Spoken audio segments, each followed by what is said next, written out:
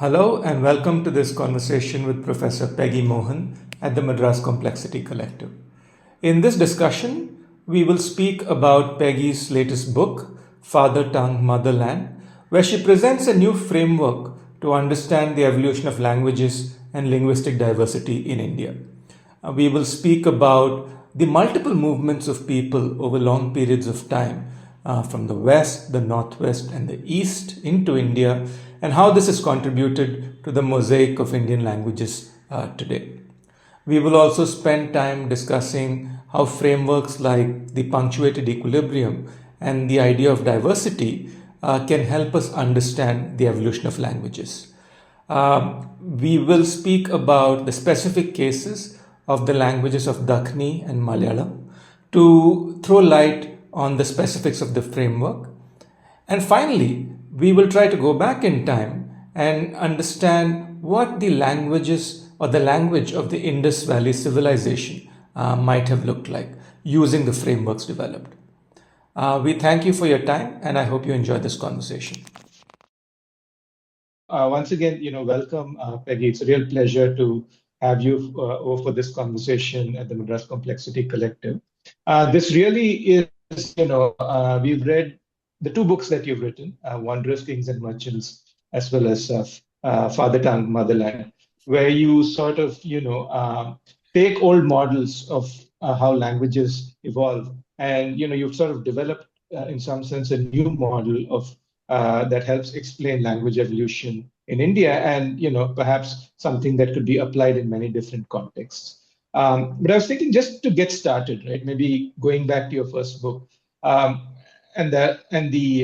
you speak about this pigeon Creole model, right? And this is a model about the emergence of new languages in the context of the forced relocation of Africans into Caribbean plantations, right? And the need for some sort of a common lingua franca after such dislocations. So if you can get us started off, talking about that model in the Okay, context of the I'm going to African take and Indian notes. migrations.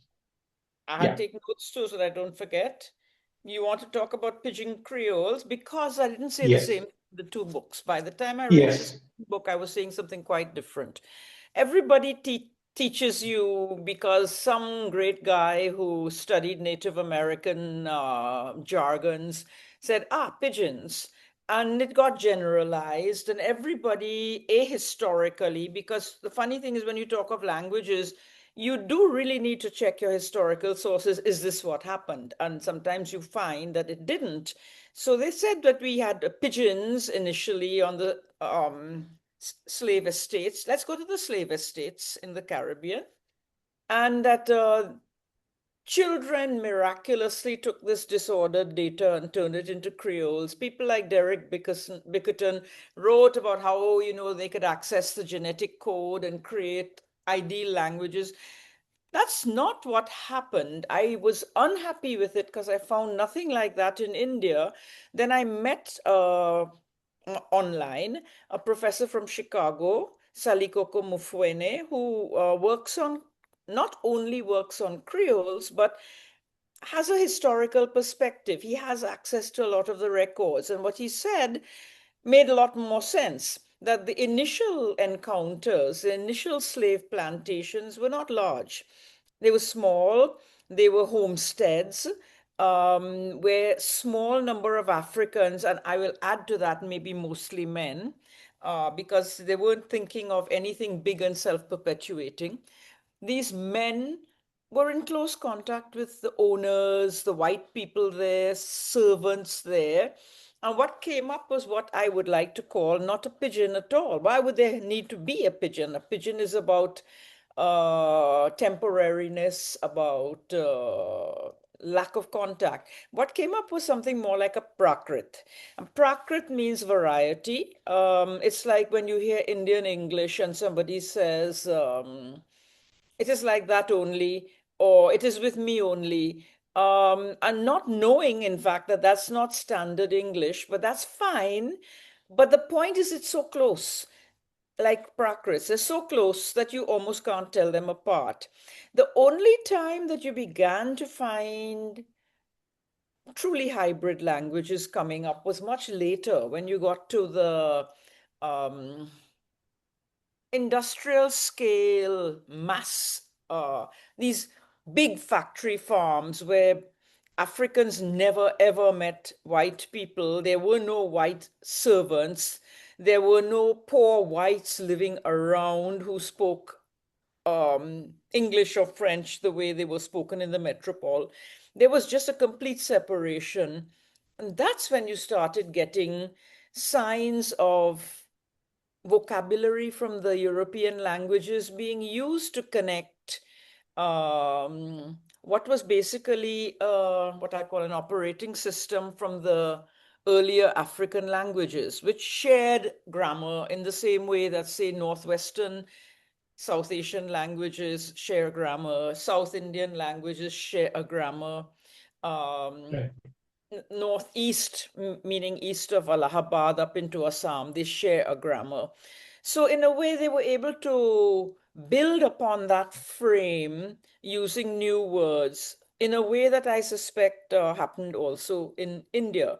So I got rid of the word pigeon and started talking about Prakrit and Creole. Mufwene used the word variety, which means Prakrit. And when I talk to people in the West Indies, they said, we've been saying this for years, but we don't have the power to intervene in Creole linguistics and change the discourse. And I said, but what else? What Right. else are you doing this work for? So I talk of Prakrits and Creoles because that makes sense within the Indian context, where disruption was not so intense, and you see it everywhere, pretty much everywhere.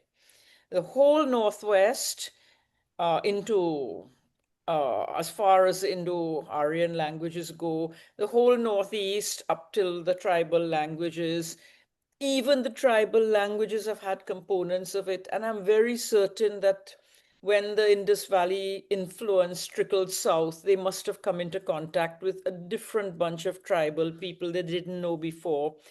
And again, a hybridizing happening there. But it didn't happen in chaos and then resolution. It happened in slow trickling in and then widening the group of the community to include people who are not genetically related to the migrants, who are not married to the migrants.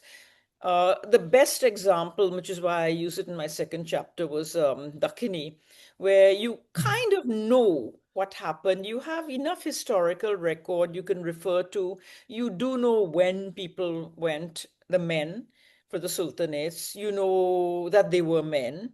You know that they married local women and that there is an elite strand of Dakhini, and that there are a lot of people who came in when cities draw people who are not related to the migrants, they're not related to the sultanates, but they were probably Telugu speakers who, in the process of becoming city dwellers, converting, etc., change their identities. So I'm seeing this pattern again and again here. And I'm trying to look like even right now, how different can another place be? How different could the south of Europe have been? When people keep saying that, there were the Roman legions taking what's called vulgar Latin, which is Prakrit Latin. Well, yes, Roman legions would not have been female. So you are getting again the same kind of mixed situation where men go and stay, marry local women, and since they're the new group in power, the vocabulary comes from them, but not the rest. You get the picture. But it's a change. I Right. changed the model, and um, some people agree with me. Mufwene was very happy because he's seeing someone else in a completely different space, validating what he's also saying. Right. So if we were to go back to say, 2005, maybe 3,000 years ago, after the fall of the Indus Valley, when there's the migration from the northwest, or migration from the Caspian steppes into India that's happening, and Sanskrit is sort of coming in at this point in time. If you could sort of talk a little bit about how this framework that this that you were just introduced to us. How does that play out? Like, Okay. what are these Prakrits? How are they different from, I don't know, Rigvedic Sanskrit, and how do they spread across, the North Indian sort of heartland? Okay. First thing to remember in the Pontic-Caspian migration is it happened about, I'm trusting other people, 3,700 years ago, but it is 3,000 years ago we're talking of the later push across North India and down along the western coast. So there's a two-step process going on. Again, the Prakrit is one, and then the other thing, the Creole comes later. In the same way, in the migration, there's a two-step. When the Vedic people first came, if you look at the Rig Veda, there's a lot of fighting going on. They're fighting with each other. They're fighting with locals. They're allying with locals and fighting another tribe. In fact, the Kurus came not so much when they defeated the locals, but when they stopped fighting each other. So you had a sense that there was an initial coming in, and the language was probably a bit different. By the time they were ready to move across North India, quite a few centuries had passed. The Rig Veda had receded to being something that was spoken by small Brahmin families here and there, called for ceremonies, and they resuscitated it. But the point is that there is an initial coming in where they do not much. They don't move too much out of the Indus Valley. And you don't hear of the new languages coming up, but then how could we hear? Nothing was written, right? So then there's a second phase when they are ready to start expansion. And you think of it easy to understand. Think of the British. When they first came into India, they were traders. They was on the coast and not doing great. And then there came a later phase when they expanded and with a big military presence. The initial British were not a military presence. So you see this kind of Right. two-step process. So, and it's separated in the case of the um, Indo-European influence. And let's not just say Vedic people, because by then they were mixing quite a lot with everybody else. It was a two-step process where they first came in, got their bearings, fought each other, did a lot of stupid things, wrote a nice Veda, and then they were ready to start expansion. And that expansion was linked to the Veda in that it was collected in order to validate and bring in an alliance with the kings. So the kings were not Brahmins, the kings were probably not Arya either, but they needed this kind of Right. relationship similar to the Nambudri and Nair relationship in the South. That's a wonderful modern day, more modern parallel of what happened. So when they have this relationship, they're able to expand. And suddenly the Brahmins have a vehicle for doing this expansion. They have a military power which is allied with them. And when they moved across the land, again, military are male, and you find people migrating, settling. When they settle, they marry local people, and then you begin to get children. And not only that, you get others around them who are curious.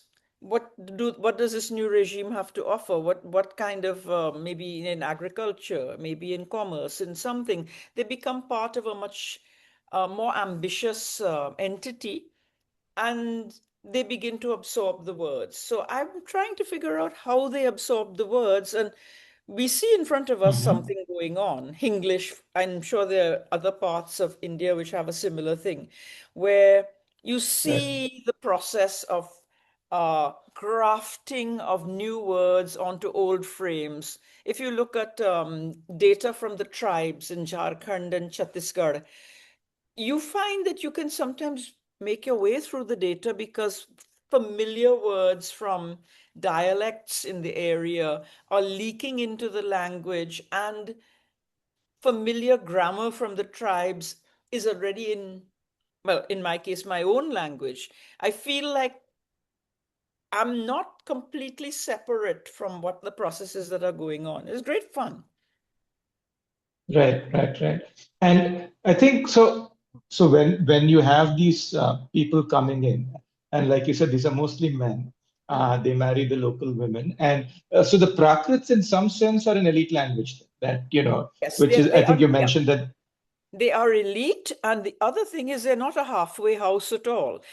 Prakrit is what Yeah. you and I are speaking right now. We are speaking a pretty close Prakrit, and the differences in accent. Remember that when they talk so much about the Sandhi rules and accent in the way people spoke Sanskrit or Prakrit or whatever, this was the only way of telling were you a Brahmin or not, were you part of that original group or not.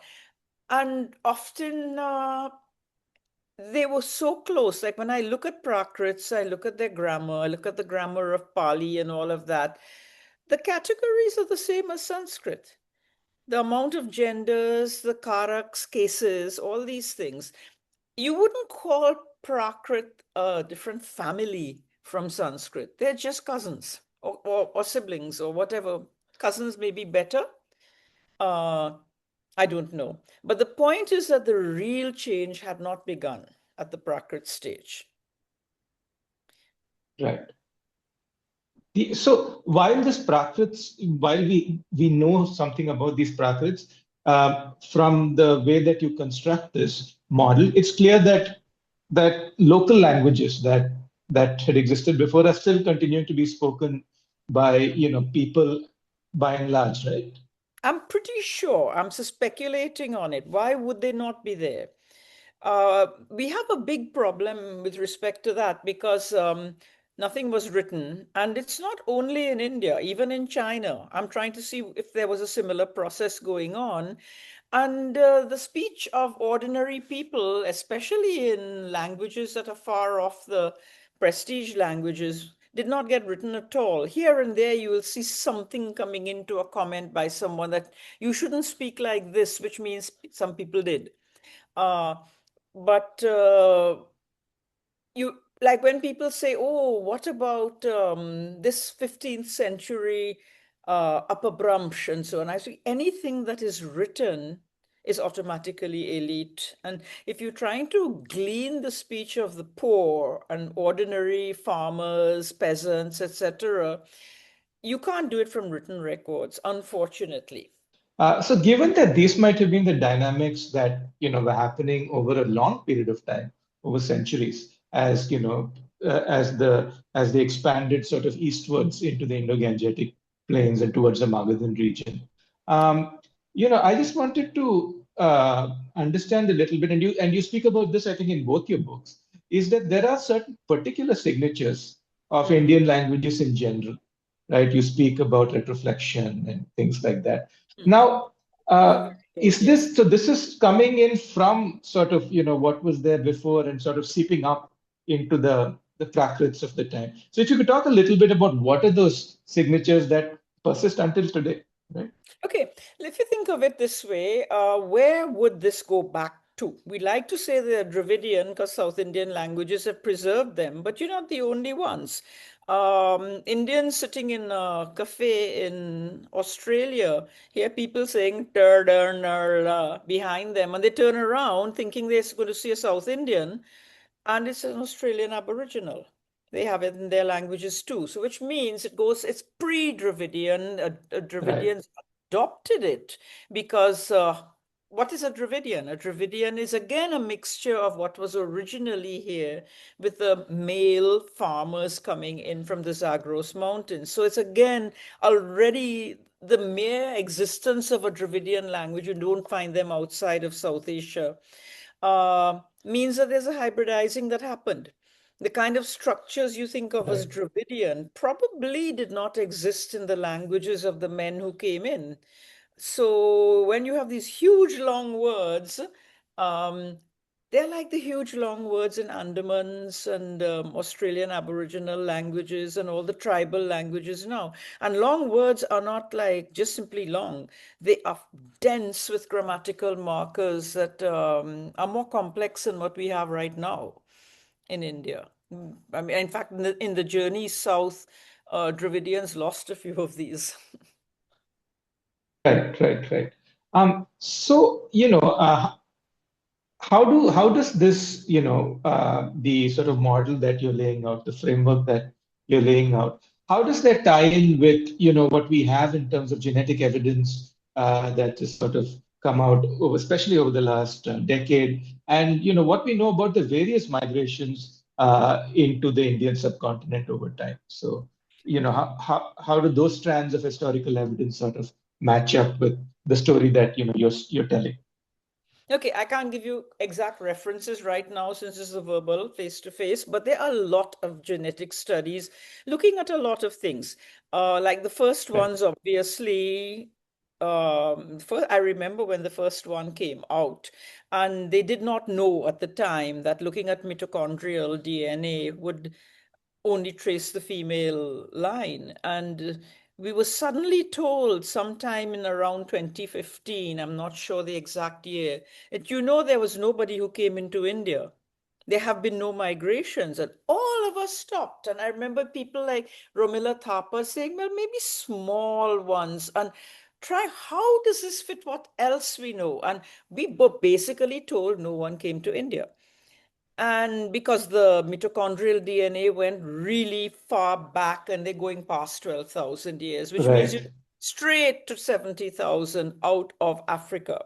Now, then Correct. I think 2017 or 2018 came the first paper which looked at Y DNA, and suddenly all the milestones were there.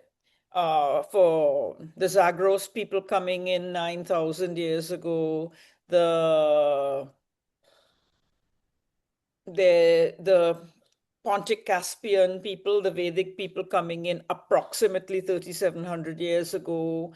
And we found a migration we had suspected but never had any direct evidence of, which was from the Southeast Asia 4,000 years ago. You can calculate the time where that matched certain Vietnamese and Burmese words that are still in the tribal languages, and a variation feature in all the northeastern languages, which is ekta duta, ek john du john, which is a very Asian thing. Yeah. Chinese has it, Japanese has it, Korean has it. Every single language of Southeast Asia, except maybe Malay. I don't know about Malay and Indonesian, but all the tone languages have it. Um, and it came into the East area. And since it conflicts with the other notion of gender, gender went out of the language. So Bengalis now don't have gender, but they mark their numbers. So, and I had to figure this out in my last book because people were still faithfully saying our tribals are Austroasiatic, as if you could mix up Right. a Munda with somebody from Vietnam. They're not the same. They may Right. be mixed, but there was no concept of mixture, or that mixture in genetics and in language could be in some way analyzed or traced. So it matches the genetic things. We constantly talk about how does our data match? Like I remember when I went briefly to David Reich's lab, and he sat me down around a table to tell us what you have found. So I started to talk, and he's he or somebody spoke to me and said, yeah, we know our data, but tell us what you found. And I said, I don't know your data. And if everything I'm telling you is what I've found, it so happens that it matches. Right. They could ask me Hmm. things like, do you feel a sort of a hiccup, a bump, as you cross the um, area into the Magadhan terrain? And I said, yeah, I'm from that area of India myself. And I'm very conscious of the grammatical changes in the languages and so on. We're the westmost. So we're exactly on the fault line. It's a tectonic fault. Um, so it was just wild how similar they were. Then a geneticist in Banaras, sent me a paper he'd written trying to calculate about the migration to the south. And comparing, and he found what I expected, which is basically that the people in, I don't know if it's only him, there are 2 or 3 papers, the people in the South have a certain amount of what we would call now Dravidian ancestry, but then so does the entire Northwest. And it's reached a stage in a place like Pakistan where you cannot distinguish one Pakistani from the other, including in the high Karakoram speaking languages like Burushaski, which are isolates. They have the same Right. amount of Dravidian heritage, which I expected. They didn't expect it, but I did, because the Dravidian came via the maternal line. I expect that people were shocked when I said that the Burushaski people who speak this language, which is full of words that no one can tell where it's from, but there are a lot of features in the language which are more basic, which look like what we think the Indus Valley language looked like, and to some extent what the modern languages have mutated from. And that would tend to suggest to me that these men, when they came in, and they must have been men, aren't they always men, married local women. And who were these women? They were Dravidian. So Dravidian features came in along with words and a few categories that were important to them, which were preserved from the old language. So the bloodline is pretty clear, going all the way from parts of Punjab up into the Baluchistan desert, all the way down to South India, across the north of India, up to Allahabad. There's a fair uniformity of Dravidian genes and substratum in the language. Right. I want to just talk a little bit about, when we speak about this sort of linguistic evolution over thousands of years, is, the time frames over which change happens, right? Sorry, I So didn't get whether that. this is a The what? process of Sorry? the time frames over which, change actually happens, right? That's So important. whether it's the emergence of new languages or the replacement of one language by others. These can be gradual, incremental processes. But also, I think I was fascinated to read about in the book about what happens between the 11th and 12th centuries in India, which seems to be a period of dramatic change, right? Yes. Yeah. There is political change happening, but also the linguistic changes are quite dramatic in this period. Going back to, you had mentioned this idea, this concept of the punctuated equilibrium that we find in the evolutionary timeline, that you have long periods of great stability and then short periods of great turbulence where the complete species mix can change. So is that useful to think about linguistic evolution? What is the evidence that you find in India about the It's not. timescales in which changes in language happen? Sorry, I'm going to sometimes keep interrupting you because I'll forget what I was going to say. It's one way. I am beginning to think over the years that some things like vocabulary replacement can happen slowly. It can happen over centuries. But the thing that creates the feeling that there's a new language is environmental, like in the punctuated equilibrium model. Where we're talking of the 11th, 12th centuries, we are stuck by the fact that we don't have any written data. The written data we have is Prakrit and Sanskrit. That's not helpful.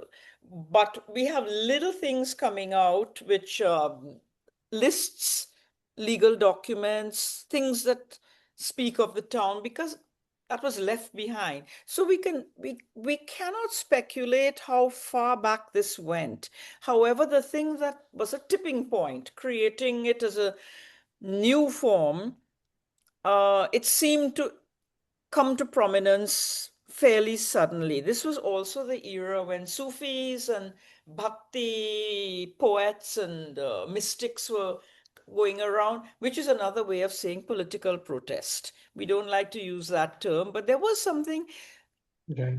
a lack of happiness with the way things were going. And it coincided, interestingly, what I'm looking in China and in India. A lot of the currents are at the same time when things happened. Um, Okay. where the Uzbeks came in from Central Asia and they just gave the last push on the whatever system was running in India, where elites all spoke to each other in Prakrit and New Sanskrit. And the poor people, we don't know what they did. We suspect they were still speaking something like Indus Valley languages or something like Santal languages in the East. It would make sense that they were. But that these languages were drinking in new vocabulary. At which point, at which tipping point did they become new languages? I can't say. But it was definitely around then that we saw a political change. And we saw new languages being encouraged. Then we had, of course, somebody like Amir Khusro, who did not invent, he actually documented. So when he would have one song or one poem in one dialect of North India, another one would be in the Dehlavi dialect, which is I like what we speak now. Or it would be in Right. Awadhi or Braj, or it could be Punjabi, it could be Gujarati, all of these. But the point is that it's interesting to us to find that what he called whatever dialect he decided to write in looked pretty much the way it looks now. So something had changed and was in final form. Of course, Right. there would be some further standardization, but I suspect the really big changes by then had happened, maybe even before the sultanates came in. They just were there to put their seal upon it, to validate it, to call these people to their courts as poets, to tell them that what you're doing is literature, not ballads, that kind of thing. Right.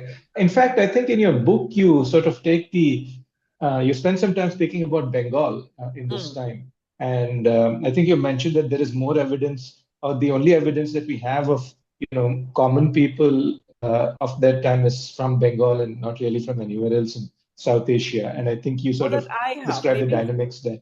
Maybe someone else has other evidence. I don't know, but I haven't seen it. Yeah. Right. If you could just talk a little bit about, what was it that was happening in Bengal around that time? That specifically, I think you speak about Sufis sort of, that have been coming in since the ninth century. And like you mentioned, the Sultanate finally comes in the 12th century. But this is a process that has already, Mm. I think that gained momentum in some sense. you start seeing all these traders and Sufis coming in the 11th century, maybe a little before, but the point is that they they did precede the political or the military um, in influx of Sultanate forces. You found these Sufis going around everywhere. There is, from what I read about Bengal, they didn't always come by land. They sometimes took the sea route in those dhows where they would go around the whole Indian peninsula and land up there. And the point is that they came before. They came at a time when there was dissatisfaction. Buddhism had just fallen. A lot of poor people in the Bengal area and various parts of India would have been Buddhist and uncomfortably reconverted back to Hinduism. And in Right. Bengal, clearly clandestinely practicing their old Buddhism. And the result is that when these people came, they got the Sufis were very good at trying to figure out what's the best way to talk to these people. What are the metaphors they understand? And they started talking to them. What I cannot imagine is that the Sufis, without a political machine behind them, could persuade people to convert. They could Mhm. make them receptive, but I think conversion is something very formal, and you would need a regime in place. So that is a discussion I'm not very certain of, but my instinct is that um, the biggest changes happened later. And also, why would when I look at some of the things that the Sufis said, the language, they say so and so said this in Dakhini. It doesn't sound like Dakhini to me. It sounds like North Indian Urdu, or North Indian pre-Urdu. Uh, some of the grammatical features and so. Dakhini, I would expect to see something Dravidian in that, and that was not there. So when they say that these people were speaking to us in our own language, I think we're being a little generous with them. They were speaking to us as best they could. But the languages, the conversion, etc., came up probably a little later and pretty fast. And that's why I suspect that it was not just a punctuated equilibria phenomenon. This was piggybacking on the end of Buddhism, and that a lot of the people who became Muslims had not been Hindus 100 years earlier or something like that. Correct. So Right. nobody was gained or lost. Correct. So if I were to understand this correctly, let's say at the end of the 12th century or in the 13th century, the sorts of languages that were spoken broadly, or even the languages of the elites had completely flipped. In that now you had Marathi in what is Maharashtra, now you had Bengali in the Bengal region. So where It was earlier there had been, in some. it was finer grained than that. I don't think that something like a single Marathi emerged until about the last century. I think that even now, Marathi is pretty diverse in the different parts of Maharashtra and in Bengal. So I think things came up locally, and depending upon how the importance they were given, they became either the standard or they became some random dialect. And what makes a dialect have importance is its location. So there was nothing better about Dehlavi than Awadhi or Marathi, Awadhi or Braj. It just so happened to be in Delhi, and Delhi was an important location. Similarly, in Maharashtra, the places near to the Kannada speaking areas were not the center. And so there was a lot of difference there. And later on, as schooling systems came up, literature came up, there was a push that this is what we would like to be the standard variety. In Kerala, it's still happening. It's not very certain that people fully agree on what Malayalam should look like, except in written form. Right, right. So, I mean, I guess this is a process of continuous evolution in some sense, but Not there only in was that India. dramatic period. Not only in Yeah. India. I'm seeing like it's the same thing in China. So God knows where else this kind of thing was happening. That there was a written register where we thought we had something very standard and that united us. But when at ground level, how we spoke was diverse for a very long time and still is. I mean, that is certainly the case, for instance, in Tamil, the way you write formally and the way you speak are like almost like two distinct languages in some sense. Um, so, so one thing I wanted to pick up, which I found fascinating in your new book, is this language X, which is the language of the Indus Valley cities, maybe Harappa or Mohenjo-daro. Now, this is also nice because what you've developed is a model that helps us understand, the evolution of language that can be applied in any context. One context you apply it is in the case of Dakhni, and if we have some time, I would like to talk a little bit more about that. But there, Dakhni is a language that is alive even today. I mean, Hyderabadi Hindi as we call it here, and that allows the model to be tested in the light of all the evidence we know about the language in the history. But what you do that is fascinating is that you take this model, you take this framework and try and deduce a language that's been lost to us for about 4,500, 5,000 years now. And you do a lot of detailed analysis in your work.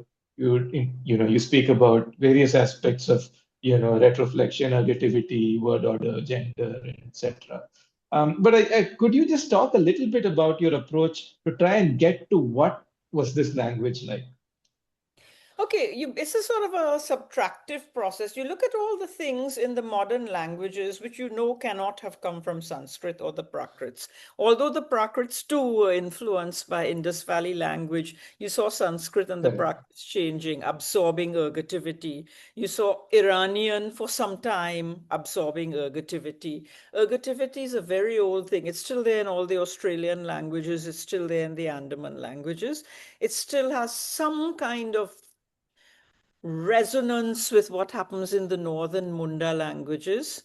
But as you head south, it vanishes. I don't know why it vanished. It vanishes, it's almost like a geographical thing. So I'm sure that if the Indus Valley people moved south, it's not it's not surprising that this would vanish because it vanishes in the tribal languages too.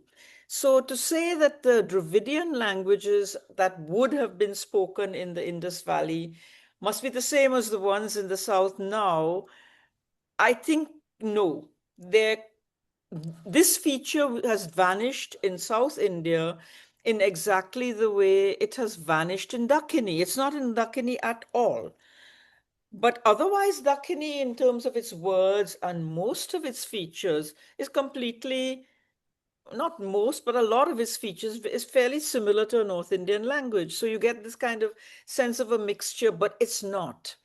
So when you say that Tamil doesn't have ergativity, maybe at one time the people moving south did, and they could have lost it in exactly the same way the men who went in there with the sultanates and married the local woman had children who said, the hell, I'm going to put this nay thing into my sentences. They don't. And they laugh at northerners who do it. No. So there is this. That's the most what my professor called probative. It's the most unusual thing in the area that, and we can trace how um, it did dwindle down to only be in the past tense in the north. But there are a lot of other little things that you would find, and there are things that I don't know how to make a to have an opinion on. Like you have these things which, and I need somebody to do a good study of the south because none of the descriptions are conclusive. But you know this much Hindi where you say ho gaya rather than hua. Mm. It's not a tense difference. It is a difference of completiveness. It's a very Asian thing. You get it in Russian, you get it in Chinese. um how old is it here? You don't get it in the Karakorams. So I don't know what to do with this information. It definitely do not get it in Sanskrit. So where did we get it from? When did we get it? It's all over India. The tribes have it.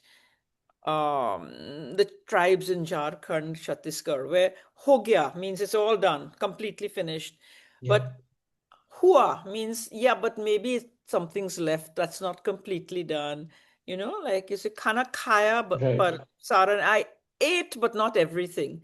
But khalia means it's like the plate is clean. This is a very Chinese kind of thing, and I believe Russian too. And they make a lot out of it. And it's exciting because it talks of a kind of language where there was a different way of looking at time, which had to do with completiveness, not with tense. You didn't want to know it was done yesterday. You could put the word for yesterday and you're good. But something in the verb which marked that it's either complete or incomplete. And this is not from Sanskrit, but it's very hard for me to say that it's Indus Valley because some languages in the area don't have it, in the mountains, for example. So this is the kind of thing that where you have to hedge your bets. I would love to say it. Um, or there are other kinds of questions, honorifics. Sanskrit didn't have honorifics. Uh, Okay. did Indus Valley have honorifics? I don't know. Tamil, I cannot make out whether it's a growing thing that Ni Mhm. Ningal, Tangal. How Mhm. old is Tangal? It's possible that it's much newer because quite a lot of people who haven't been to school don't know it. So you trying to date when new things came, who were the influences, what was the political pressure? Why would a Tamilian suddenly come up with the word Tangal, well, which sounds like every other language in South India. Were they linked? Did they somehow feel that we who write do the same thing, whereas we who don't write don't know about it? So all these questions come up. It's a view of history, but looking at language data. Right. I wonder if you've had the chance, I think because it's still an undeciphered script, the Indus Valley script. We don't know. They're too small for us to say. It's obviously nobody's writing a long text, a story. We don't know if it's even sentences with nouns and verbs. Um, I would be cautious that while it would be lovely to decode them, by the way, I come from a background of the same kinds of people who would have been making those seals. And in my family, I remember it's the first thing a young boy learned to make, something like that. My brother, who Right. was to go to medical school in England and all of that, ceremonially, he had to make a line of these before he left. And we hooked them up with the Islamic idea of a taweez, but for holding an ayat. We were not Muslims ourselves. We just liked making seals. And Right. seals were not meaningful in that way, except that I could see things on them which told about the purity of the gold or the silver. I knew things like who exactly had made the thing. So this is not the same as writing. And also No, remember, absolutely. Indus Valley was linked to currency, and gold is very much linked to currency. So was it an economic thing and not a linguistic thing? Right. And actually, what I also wanted to get at was every few years you have some computer engineer who says that they have some sense of what the script was. I don't know if there is some, you've looked at any of those, I have. given what, See, is there any sort of, sense to that? you really want that last conclusive hook of proof. Just like I won't be happy to say that Hogya is something from the Indus Valley because I don't have that final bit of proof. They don't have it either. They've found something that logically hangs together. They can say this means this means this means this. And yeah, most probably the Ratti seed is a carat weight because it's similar to how gold is weighed in modern India and in European countries. And I've seen mistakes in them too. Like one person saying to me that, oh, this has got to be gold because you see a crucible and you see a blowpipe and gold was smelted this way. And that's my background. No, it's not. You cannot generate the temperatures to smelt gold in a crucible unless the heat is from below. So, I mean, come on, man, ask the real people who's still doing it. No? You don't have to be Brahminical about this and say that most probably, I can tell you, you cannot get 4,000 degrees from a blowpipe and you want 4,000 Right. degrees. So a lot of, you see the kind Right. of coordination that one would have to have, the kind of strange experience. But one gets a feel of certain things in the language, obviously, the biggest one being ergativity, retroflexion. But we still, we don't have written evidence. We are going by models. Right. And now it's fun. Like today, I spent the day trying to apply this to looking at the history of Chinese, which is interesting too, because you can have similar data, but their perception is different. Their perception is these are minor things, whereas here we think these are major things. It's the same thing, the same degree of difference in languages. Right. Right. So this is something that you sort of mentioned before. I want to delve a little bit deeper into this. Is the case of Malayalam, right? This is is there a way in which we can think of this as a creolized language? Because there is this sort of dramatic impact of the movement of the Nambudris into Kerala on the language, right? So, how do we understand, the evolution of Malayalam Malayalam, as it's spoken today? I think more interesting than all the Sanskrit in Malayalam is the fact that the verbs changed, certain marking vanished at exactly the same time around the 12th century. See what happened in Malayalam, if you look at it very carefully. I was looking at it now while I was sitting like this in a Zoom meeting with a friend and breaking down things from a tape. And I suddenly said, hey, wait a minute. All the words we are tagging are nouns. We almost couldn't find a Sanskrit verb or anything else in Malayalam. They were all nouns. And then later, when I looked at Urdu, I looked at the Persian, all nouns. And it occurred to me then that that's not a major difference. You can speak, I've heard Tamilians who don't remember a word in Japanese putting in a Tamil word, and their friends who've gone with them from India understanding them, the Japanese are thinking, this must be an Indian technical word. They don't know. They just don't know the word in Japanese. They slipped in a Tamil word and it didn't cause a problem. So, and that's important. It Right. didn't cause a problem. It's just a change of a red kurta and not a green kurta. It's a dressing. It's like I've been looking at what are the things that really matter in terms of making a language different. Addition of nouns is not one of them. I think what happened is that Malayalam, but it's important in a different way. I'll give you an example. Think about how many young children in Kerala now have names like Rahul. It's coming up, a kind of a pan-Indian name as a given name. But your other name Right. will tell a lot of things which are very local, that you are Menon, you are whatever from that only could be from Kerala. You put initials in front.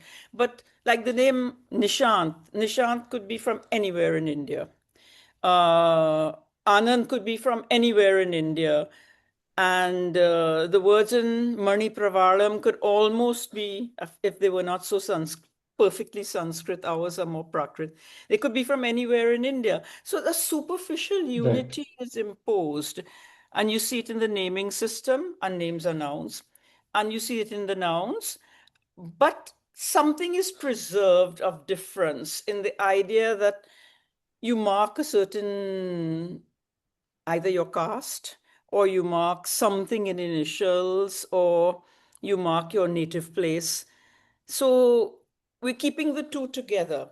So what Malayalam has done is kept an extremely Dravidian grammar with a few simplifications at that time. I don't know why they came. I honestly don't know. It happened in um, in Nagaland as well.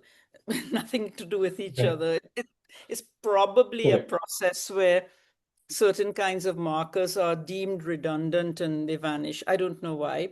But the point is that on the one hand, it preserved a very old Dravidian structure, which must have come early on when the migration to the south happened, and added on a layer. And you're seeing this all over North India too, that our grammars, like, oh, not even North India. I remember listening to a lecture in Kannada when I was in Bangalore earlier this year. What I could make out that was similar was words that were from English, from Sanskrit. And I was Right. always pretty sure, since they were talking about my book, I was pretty sure what they were not saying, for sure. And I was pretty sure what they were leaving out. I could actually lean over and say, don't forget to mention this or something and they were very impressed. They thought I understood. But I could follow. Right. But the thing that was similar that I should have been able to follow was the part that is hidden, which is the grammar. Because the grammar you really need to know a lot to see. It's like I've got two grandchildren who are identical twins. If they didn't dress alike, well, you really need a genetic test to be certain that they're Mm-hmm. identical twins. And you're not going to do a genetic test. What you will see on the outside is that they've cut their hair the same, they wear similar clothes, they are the same size or same age. Um, what kind of twins are they? Probably. But you need the test that you need to confirm it is more invasive. The test I need to know what's really happening in Kannada is more invasive. I need to know more about Kannada. But what happened Right. in Malayalam is good because it's a separate force that is pulling the languages together, apart from the fact that they were already together, but we can't see it. Mm-hmm. Is it making Right. sense? Yes, I mean, yes, it is also because, I've read this sort of description that you had in the in your book. Mm. Um, the one thing I also wanted to touch upon was this notion of linguistic diversity. Now, one of the things we notice in the subcontinent is that we have a huge variety of languages, that is spoken across the length and the breadth of the subcontinent. I just wanted to get your sense on, what contributes to linguistic diversity. Is it just a function of, movement of people, migration? Now I don't know much about China. You brought up China, and you're studying it. Yeah, well, Is actually, that's how I started my discussion of China. That a Chinese person sitting with me saying, "How did you become diverse?" Which confused me because I thought diversity is the primeval state. How did China not Mhm, remain so diverse? So I was looking at it that way. Um, India is huge, right? It's the largest population on earth. It also right.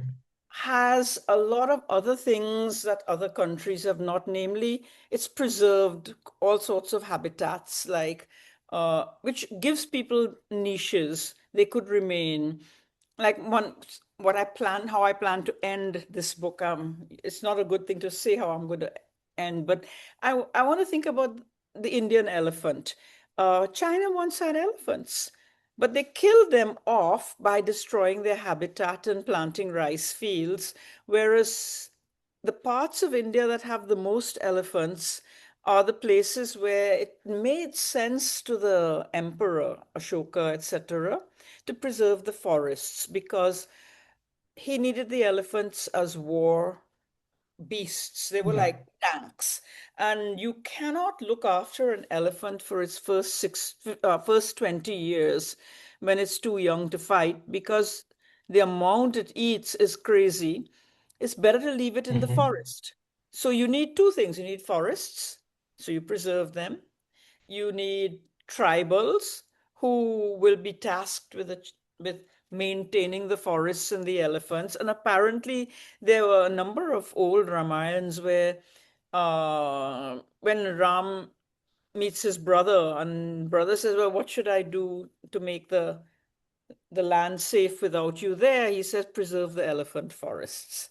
So there is a notion of habitats being Hmm. kept, of people being allowed to be different, whereas there was a homogenizing process in places like China, I imagine, and a number of other countries. So diversity can remain. Nagaland, the villages were specifically built on the tops of mountains as a Hmm. fortification. And I mean, approach to the village, you can fall onto spikes if you didn't know the exact route. And so there was a notion of maintaining diversity because it protected people. People were not yet dependent on each other. There was a lot more them being self-sustaining. So it's not that diversity came, it's that diversity was not destroyed.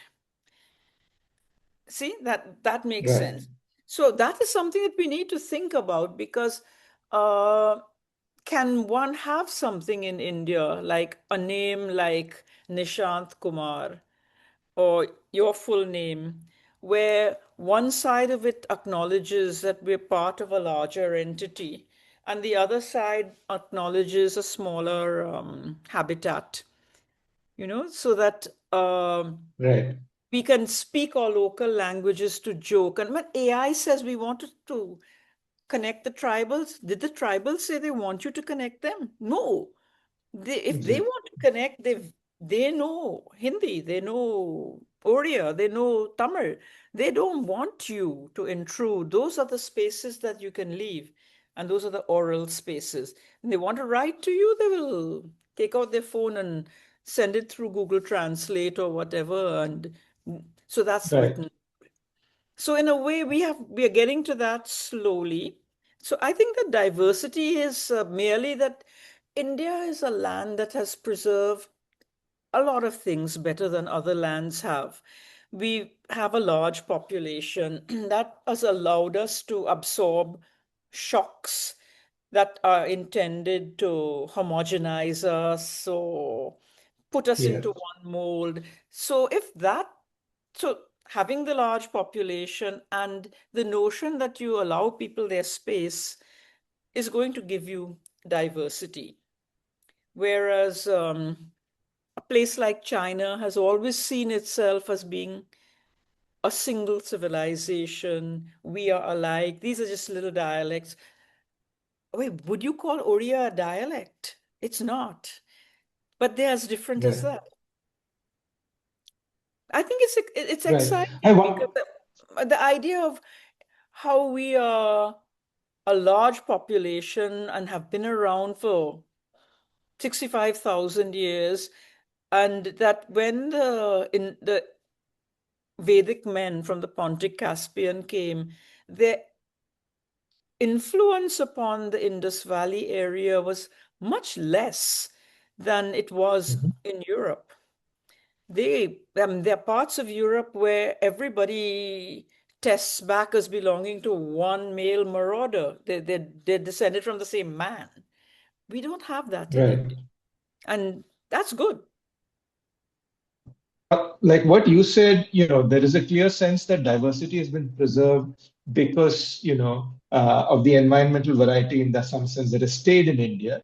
I wonder if you think that endogamy in India has had a role to play in preserving that diversity at all, in some sense. You mean like the caste situation?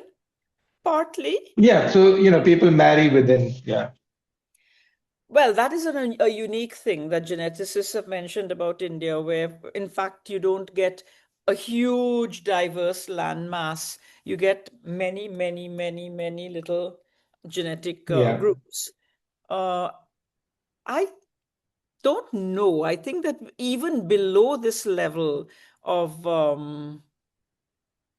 somewhat urbanized people who speak the major languages of India, villagers and tribals.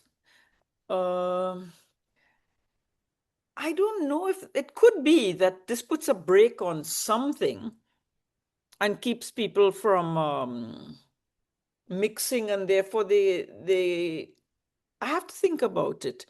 And of course, you know that young children, even now, who can marry anyone they want, all too often they come home with somebody who you could have picked from them for them out of a marriage ad. And you're thinking, my God, Correct. you were free to marry anybody, and you brought home somebody from that your great grandmother would approve of.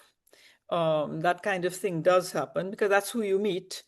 Uh, I I don't know. I would have to think about this, but I do know that diversity is on the one hand greater here. It's also under major threat. It is vanishing, Mhm. Right. and it's not going to be helped by AI. Um, That's not how it'll happen. no, no. Um, one last question I had, was, um, what is how is sort of urbanization or the emergence of urban cultures, and we've had many different waves of urbanization in the subcontinent over the last whatever 5,000 years. How does that impact the emergence and sort of the persistence of languages and linguistic diversity. I mean, is that something that, I mean, you sort of mentioned this earlier on in our conversation when you said that, it's not that Dehlavi has something intrinsically that makes it more valuable. It's just that it was the language of Okay. power. So it Yeah. becomes important. But I just wanted to see if you had anything else that, Yeah, but to I say think, about urbanization. well, that it's that whenever people say, oh, standardization, there's a misunderstanding that languages sit and uh, around the table and say, I'll take this from you, this is better. If we did that, we would end up with a national language which had to factor in Nagamese, Dakhini, various things like that. But that's not how it happened. It really doesn't. I mean, even when people say it happened, like in Indonesia, that's not how it happened. It always tends to be the language of a place that has an advantage. In Indonesia, Malay became the language. It's really Malay, Port Malay. Uh, and because it was useful, they didn't want to speak Dutch for their political movement. If you look at all the major varieties of languages, which are called the standard, they all link to towns, political power, economic power. So even before Delhi was a place of center of an empire, it was definitely commercially important, more so than Aligarh or something.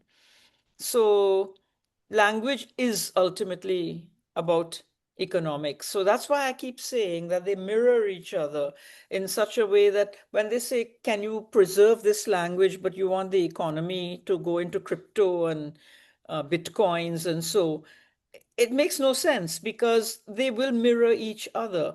And the more you bring things into a single entity, the more you're going to see the peeling off of other languages.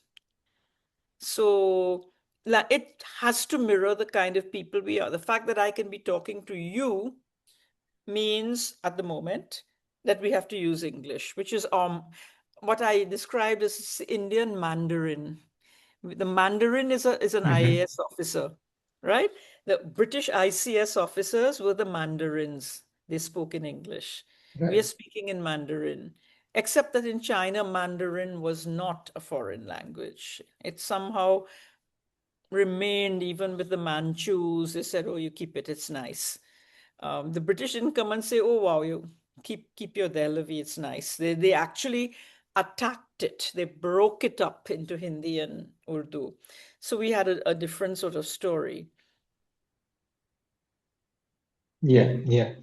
I guess, thank you so much for taking this time. You've given us a lot of time today, and really enjoyed your books. Some of the both Nishant and I were talking about just before this conversation that, there seem to be evolutionary threads that sort of come out of this work, and it's Hmm. something that, we were wondering if, it makes sense for us to try and explore those using some of the models, etc., that, we work on. But just a fascinating conversation.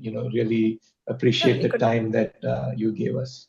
well, Nishant is the right person there to help you with how it all interfaces with economics. That's the closest thing to the mirror image.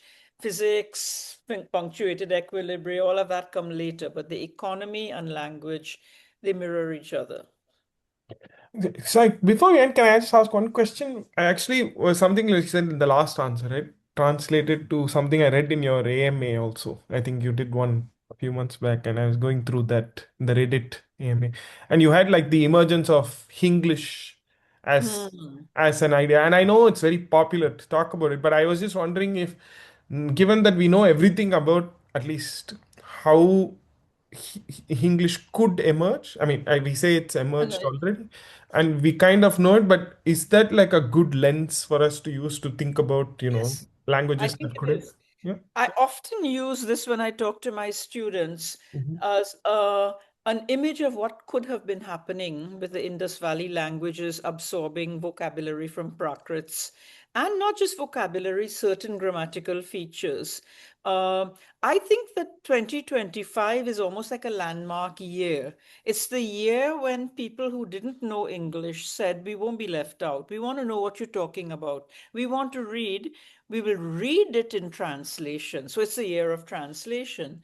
But we will not contort ourselves into English in order to understand the concept. So you'll find that people who don't know English know very good Sanskritized Hindi. I mean, the rest of us have to struggle. I mean, we can get through it, but people who know English know pretty bad Hindi, and people who don't know English, my house help can read any newspaper. So there is that, but there is a feeling that something is suddenly happening, which is why I say 12th century or 11th century vibe, where people who were not in the conversation want to join it. Just like then, the people who didn't speak Prakrit and Sanskrit wanted to join the conversation. And suddenly they are moving forward. I find my Hindi has changed this year. I sound much more like the kind of person who writes Hindi in a small town than a person who speaks colloquial Hindi in Delhi. I suddenly am not happy saying the very informal colloquial thing. So something is happening this year. And I like to think it is linked to this end of a single reserve currency, which is either the US dollar or the English language. And we are living in an era when the Chinese said we will do BRICS, they had no doubt that they could manage it, that it was not going, that all these multi-currency transactions were not going to be a problem for the level of IT they had. Nor the multiplicity of languages, I mean, it's not infinite. The languages in India that are written are finite. Yeah. We have the technology to do the same thing with language as is done in the banking sector with currency. So that's why I like to use the term that single reserve currency is English. And Yeah. we are at a time when suddenly another set of possibilities are coming and that they're not going to disrupt. If China says we're not working with the US dollar, it's not going to disrupt cash flows, money flows. And if we say that I'll speak English with you because you and I know it, but there's another way because maybe not in spoken, but I can access anybody I want and through proper translation mechanisms get the information I want. We can chat to each other through a translator. I get my data sometimes from places like Japan, and I know they're putting it through a translator. I can't make out. I can't make out that there's anything wrong with the book with the PhD dissertation that they sent to me. I can read everything as though it Right. were in English. Yeah. So we are in that age where something, just like the 12th century, something multilingual happened in India. In this century, this year, something multipolar is beginning to happen, not just in the economy. That's what I'm working on right now. No, it's very exciting. Thank Yeah. you so much. Well, thanks so much, Peggy, once again for your time. We really appreciate it. And if we sort of go ahead with some work in this direction, we'll certainly reach out to you for advice